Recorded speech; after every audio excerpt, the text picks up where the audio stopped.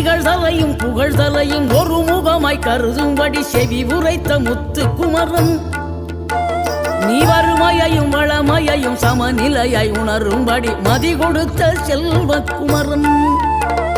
தடை 100 வந்தாலும் செயல் வெற்றியாக்கி தரும் தாராள குணம் கொண்டவன் நீ வலை வீசும் அறிவுக்கு தொலைவானவானாகி மாறாது அருள் செய்பவன் தீராத காதலோடு திருவடியை தொழுபவர்க்கு திரவியமே தருகின்றவன் நீ தாராள உள்ளமோடு தவக்கோலம் கொண்டு பெறும் தார்மீக பொருள் தந்தவன் தார்மீக பொருள் தந்தவன் ஆறுபடை வீடும் அருள் வழங்கும் முருகா அருகே நீ ஓடோடிவா